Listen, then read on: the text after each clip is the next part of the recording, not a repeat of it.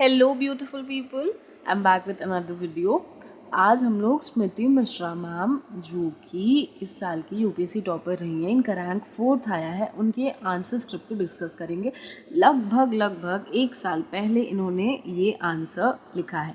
तो without even wasting a single minute, चलिए let's get started. इनका हैंड राइटिंग मुझे बहुत ज़्यादा पसंद आया, इतना अच्छे तरीके से लिखा गया आंसर्स, और सारे को अंडरलाइन किया है। बट मैं ना आपके साथ जो क्वेश्चन आज डिस्कस करना चाहती हूँ उसमें डायग्राम बनाया गया है। डायग्राम क्या है? इंडिया का मैप। इंडिया का map plays a great role, आपको पता होगा।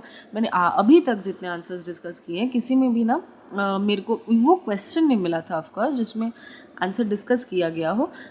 इस वजह से मैंने जो है नहीं बनाया था, बट इस कॉपी के थ्रू मैं आपको बता दे रही हूँ। चलिए, इसमें है जैसे कि ये क्वेश्चन, ठीक है।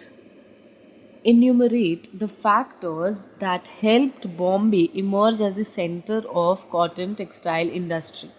Also, present reasons for the dispersion of cotton textile industries to other parts of the country. अभी क्या है, एक आपको ध्यान रखने का है कि एक पॉइंट यहाँ ख़त्म हो रहा है, दूसरा ये, तो एक ही क्वेश्चन का 2 पार्ट्स है। शुरुआत एक छोटे से इंट्रोडक्शन से करना है, ये मैंने बहुत बार बताया है। So India's first cotton textile mill came up in Bombay in 1859 and subsequently Bombay erstwhile emerged as center of cotton textile industry. Factors that helped Bombay emerge as center of cotton textile industry. अभी क्या हुआ, ये जो है ना, देखिए जो first part था कि फैक्टर्स, तो मैंने मतलब तो इन्होंने क्या किया कि एक छोटा सा एक स्टेटमेंट का इंट्रोडक्शन दे दिया, उसके बाद सीधे बॉडी पे आ गई, और बॉडी को क्या किया इन्होंने, एक बॉक्स में भर दिया, ठीक है। चलिए, अभी क्या है, location, nearness to growing to cotton growing areas of Gujarat or erstwhile part of Bombay province with rich black soil। ये तो पता होगा कि ब्लैक सॉइल जो है गुजरात, बेसिकली ब्लैक सॉइल ये पूरे ही मालवा के रीजन में मिलता है। इट्स नॉट दैट कि ये कन्फाइंड है सिर्फ गुजरात में, कुछ पोर्शंस आपके जो है महाराष्ट्र में भी मिलते हैं। एंड मतलब कंप्लीटली तो नहीं है गुजरात में, लेकिन मेजर चंक है, ठीक है। तो कॉटन क्या है, कॉटन इंडस्ट्री के लिए तो रॉ मटेरियल कॉटन ही है, तो ये जो है उसका लोकेशन पास में, इस वजह से देखिए ये सारे पॉइंट्स आपको पता है, लेकिन अभी लिखने का कैसा है। लोकेशन लिखा, एक ऐसे करके एरो दिया और उसके बाद अंडरलाइन कर दिया, फिर रॉ मटेरियल को भी अंडरलाइन किया, एक ब्रैकेट में डाल दिया, रिच ब्लैक सॉइल। बेसिकली मोटा मोटा बात समझिए, आपके साथ साथ और भी बहुत सारे कॉपीज जा रहे हैं एग्जामिनर के पास, एंड इस ऐसा एक क्वेश्चन जहाँ आया जिसमें आपको बेसिक ज्ञान होना चाहिए, ये आपको एनसीईआरटीज़ में डेटा मिल जाएगा जो भी इन्होंने लिखा है। ये बेसिक अंडरस्टैंडिंग डेवलप होने से ही, बेसिक टेक्स्ट बुक्स पढ़ने से ही आ जाता है, पता चल जाता है कि कॉटन जो है कॉटन इंडस्ट्री बेसिकली क्यों वहाँ कन्फाइंड है बॉम्बे में, और फिर कैसे कैसे फैली। तो आप अपने आंसर को एक्सेप्शनल कैसे बनाएंगे, even that half marks and 1 marks gives you an edge. हर क्वेश्चन पेपर में, हर आंसर्स में अगर आपको आधी मार्क्स भी ज़्यादा मिल रहा है, तो आप मेरे को कैलकुलेट करके बताइए कि एक पेपर में कितना बढ़ेगा एंड क्यूमुलेटिवली कितना बढ़ेगा, ठीक है। उसके बाद मैं आपको ज़रूर बताऊंगी कि रैंक पे कितना इफेक्ट पड़ जाता है उन टोटल क्यूमुलेटिव मार्क्स को, ठीक है। चलिए अभी आगे बढ़ते हैं। देखिए, अब सेकंड पॉइंट देने का है, तो पॉइंट नहीं देके एरो देके लिखा हुआ है, ready availability of capital due to presence of well off entrepreneurs and established businessman.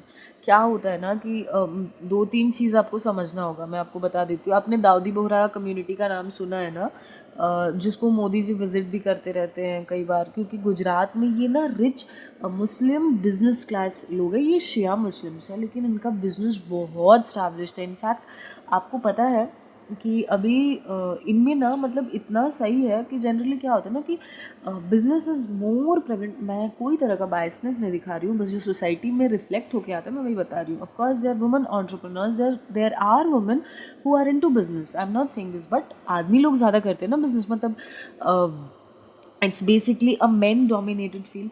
लेकिन ये दाऊदी बोहरा कम्युनिटी की औरतें भी बहुत बढ़ चढ़कर बिजनेस में पार्टिसिपेट करती हैं, एंड इसके लिए आप एक एग्जाम्पल नोट कर लीजिए। शार्क टैंक जो शो आता है ना स्टार्टअप का, उसमें केकलिशियस जो कि कोलकाता बेस्ड है, एक केक शॉप, एक प्रेग्नेंट लेडी थी, उनको डोमेस्टिक वायलेंस फेस करना पड़ा लॉकडाउन के टाइम पे, तो उनके वो हैदराबाद में उनकी शादी हुई थी। देन उनको कोलकाता उनके पेरेंट्स ने बुला लिया, एंड गेस व्हाट, अपने मेहनत से उनको एक बेबी गर्ल भी हुई। उस छोटी बच्ची के साथ उन्होंने अपना शुरू किया। ऑफ कोर्स उनके पेरेंट्स ने बहुत हेल्प किया इसको, बट अगर ये चीज़ उनके दिमाग में रह गई ना कि नहीं ये मेरी लड़की भी एंटरप्रेन्योर बन सकती है। आज शार्क टैंक में है, पूरा देश जानता है, मतलब जिनको एसोसिएटेड ये सारी चीज़ें पता है ऑफ कोर्स वो जानती हैं। हो सकता है कि सारे हमारे पॉपुलेशन के लोग नहीं जाने, एंड दैट इज़ फाइन, सबको सब नहीं जानते हैं, right. So basically what I am trying to say is कि बिजनेस वाले जो लोग हैं ना, वो ये एक तो ये लोग हो गए, फिर दूसरा जो पारसीज जब ईरान से आए थे इंडिया में, तो वो लोग बहुत बिजनेस माइंडेड थे। और वो कहाँ आए? गुजरात में, क्योंकि पता ही होगा आपको कि ईरान से अगर आदमी आए तो पहला जो डेवलप पोर्ट था उसमें जो आते थे लोग, और ऐसे भी मर्चेंट्स जो है ना वो बिज़नेस करने आते थे। तो समझ में आया, ये बैकड्रॉप मैंने आपको दे दिया। ऑफ कोर्स आप इतना कुछ लिखेंगे नहीं इस आंसर में, लेकिन ये मैंने आपको बताया क्योंकि अगर आपके दिमाग में ये 2-4 बातें रह गई, ये 1-2 एग्जाम्पल्स रह गए, तो आप अपने आंसर्स में इसको यूज़ कर सकते हैं, एंड उसका फ़ायदा आपको मिल जाएगा, ठीक है। चलिए, अभी हम लोग जाते हैं क्वेश्चन नंबर पॉइंट नंबर 3 पे। Access to market and export potential through ports, जो मैंने आपको बताया कि पोर्ट्स थे, इस वजह से पार्सीज भी आ गए थे जो कि बहुत ज़्यादा बिजनेस लेके आए थे, एंड यहाँ पे जो है एक्सपोर्ट पोटेंशियल भी है इस वजह से। अभी 3 पॉइंट देने के बाद इन्होंने जो है जो सेकंड पार्ट था क्वेश्चन का, dispersion of cotton textile industry to other parts of the country. अब आप बताइए, इसमें इतना क्रिस्प तरीके से लिखा गया है, एक पार्ट में, एक पेज में इंट्रो और first part of the question को एड्रेस कर दिया गया और बहुत ब्यूटीफुली किया गया। अभी बहुत लोगों को दिक्कत होता है कि मैप कैसे बनाएंगे, मैप कैसे, कोई हाथी घोड़ा नहीं है, बस एक बार ना सुबह उठने के बाद एक बार ब्रश करने के बाद बैठ जाओ, 1 सेकेंड का काम है, क्योंकि आपको कोई नहीं बोल रहा है कि मैप टू द स्केल बनाना होगा। और जिसको ये भी नहीं बनता है ना, वो चुप से एक ऐसा करके बना दो, ठीक है, मतलब कि रोम्बस टाइप का फिगर। लेकिन आपसे हाथ जोड़ के निवेदन है कि आधा टेढ़ा ही बनाइए ना, जैसे कि इसमें बना हुआ है। वी ऑल नो कि this is not up to the scale, ऐसे करके बनाइए कि एक स्ट्रक्चर है, ठीक है। अभी क्या है, थोड़ा जम्मू एंड कश्मीर, क्यों हम अक्साई चिन के साथ मजाक करें। मुझे पसंद नहीं है, स्पेसिफिकली यहाँ का बने थोड़ा टेढ़ा, यहाँ का बने that is okay, but POK and Aksai Chin के साथ कोई मजाक नहीं, इमोशंस हर्ट होता है मेरा। चलिए, let's get back to the question. So north India belt में हाँ, डिस्पर्शन कहाँ कहाँ हुआ?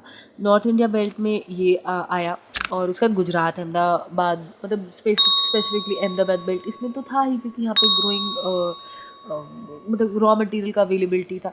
फिर देखिए, महाराष्ट्र कर्नाटका बेल्ट में भी हुआ, तमिलनाडु बेल्ट में भी हुआ। अब ये बनाने के बाद इसको एक ठो बक्से में भर दिया मैम ने, उसके बाद आइए पॉइंट वाइज आइए। तो देखिए क्या हुआ ना, ये एक मैप बना के उसमें छोटे छोटे डॉट्स बना के पॉइंट आउट कर देने की वजह से इनका बहुत सा टाइम बच गया, जो वो लिखती है कि यहाँ पे फैला, फिर ये हुआ। नीचे में अब रीजन से न्यूमरेट कर दिया इन्होंने, जैसे कि आप देखिए Tamil Nadu belt with regions like Salem, Tuticorin, Mysuru, availability of cheap labour, abundant water resources, cotton is not a weight losing material and can easily be transported or imported. अच्छा, आपको फुटलूज इंडस्ट्री के बारे में पता है? अगर नहीं पता है तो प्लीज़ एक बार सर्च कर लीजिएगा, क्योंकि यहाँ पे एक टर्म में आप लिख सकते थे फुटलूज इंडस्ट्री, मतलब of course she has clear the examination, तो उनके पास अप्रोच अच्छा है, सब कुछ है, मतलब ये मेरे दिमाग में है, इसलिए मैंने आपको बता दिया कि आप और इन्हांस कैसे कर सकते हैं, ठीक है। चलिए, now Gujarat belt, Ahmedabad, Surat, Sabarmati, export potential through ports, ready availability of cotton. तो देखिए यहाँ क्या रीज़न है कि चीप लेबर्स है, फिर रीजन्स जो कि मतलब ये ऐसे रीजन्स में चीप लेबर है और अबंडेंट वाटर रिसोर्स है, और यहाँ क्या है, कॉटन ही सीधे जो है ग्रो हो रहा है, तो ये हो गया। अब उसके बाद जो एक और रीज़न जो पहले ही दिया गया था कि वहाँ पे जो है एंटरप्रेन्योर्स और ट्रेडिशनली इंक्लूसिव, मतलब जो मैंने आपको बताया, ये देखिए ट्रेडिशनली इंक्लाइन टुवर्ड्स बिजनेस होता है गुजरात में ना, जैसे वहाँ के कल्चर में बच्चे जो है जानते हैं कि बिज़नेस करने का है, और जो आप देख रहे हैं ना आसपास, वो आपको आपके सबकॉन्शियस माइंड को अफेक्ट करती है, आपकी ओवरऑल डेवलपमेंट। जैसे यूपी बिहार के बच्चे, मतलब इनको ग्रिट है कि हमें तो मतलब एकदम से पीसीएस यूपीएससी ये सारे एग्जामिनेशंस निकालने हैं। मतलब ऑफ कोर्स बाकी जगह से भी आते हैं बच्चे, बट स्पेसिफिकली बता रही हूँ। कोटा फैक्ट्री देखी आपने? कोटा फैक्ट्री में या फिर कहीं और पे, किसी एक टीचर ने बोला था, बहुत वायरल हुआ था ये चीज़ यूट्यूब पे, कि जो बिहार के बच्चे हैं ना, वो रात में सत्तू खा के भी आराम से रह लेते हैं, ऐसा उनमें ग्रिट एंड डिटर्मिनेशन है। प्लीज़ कोई इसको दूसरे ढंग से मत लेना कि मैं कंपैरिजन करके बस बता रही हूँ कि कहाँ क्या कल्चर है, ठीक है? इट्स नॉट दैट कि मैं इंक्लाइंड यूपी बिहार की तरफ या फिर गुजरात की तरफ ऐसा कुछ नहीं है। I am just trying to, in fact आपको ऐसे आंसर्स भी लिखने हैं कि सारी एग्जाम्पल्स देके कि कहीं आपका इंक्लाइनेशन अगर है भी तो नहीं दिखे। चलिए नाउ, नॉर्थ इंडिया बेल्ट में क्यों है? क्योंकि कानपुर, आगरा, लखनऊ एक्सेट्रा, ये ह्यूज मार्केट पोटेंशियल है इनमें ड्यू टू लार्ज पॉपुलेशन। अच्छा, और extremes of summer make cotton the fabric of choice. Plus आप ये भी डाल सकते हैं कि जो चिकनकारी का काम होता है ये लखनऊ में डेवलप किया, ठीक है? अच्छा, India has a rich culture and tradition. अब हम लोग ना कंक्लूजन पे आ गए, ठीक है?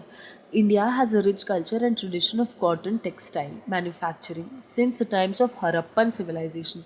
Clothes from Urayur in Sangam age were exported worldwide. At present, India needs to find a link between spinning and manufacturing. Good weaving industry for the industry to flourish to its highest potential. अच्छा, ये तो ठीक है, conclusion is good enough. आप और क्या add कर सकते हैं?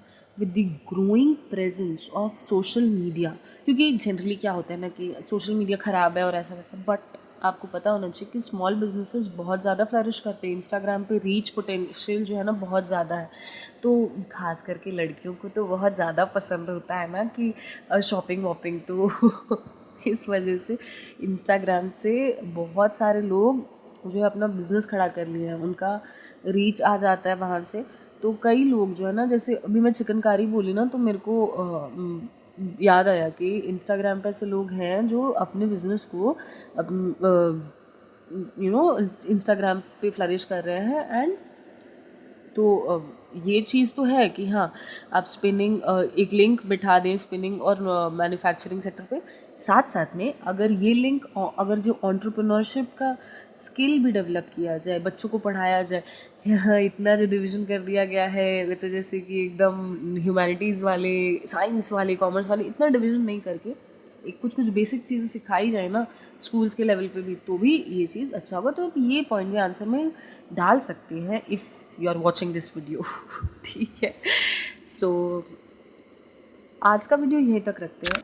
And I would like to have a feedback. अगर अभी तक आप कंटिन्यू बने हुए हैं तो प्लीज़ बताइए कि क्या पूरा क्वेश्चन पेपर एक दिन में डिस्कस करना बेहतर रहेगा, या फिर ऐसे ही एक एक क्वेश्चन को डिस्कस करना विल बी मोर एफिशिएंट। आपको जैसा सूटेबल लगेगा प्लीज़ एक बार कमेंट करके बताइएगा, क्योंकि मैं वाज थिंकिंग अबाउट इट कि एक लॉन्ग, मतलब एक बड़ा सा वीडियो पूरा डिस्कस मतलब क्वेश्चन का बना दूँ, या फिर ऐसे ही एक क्वेश्चन को इलेबोरेटली और फिर और आंसर्स को इनरिच करके आपको बताऊँ।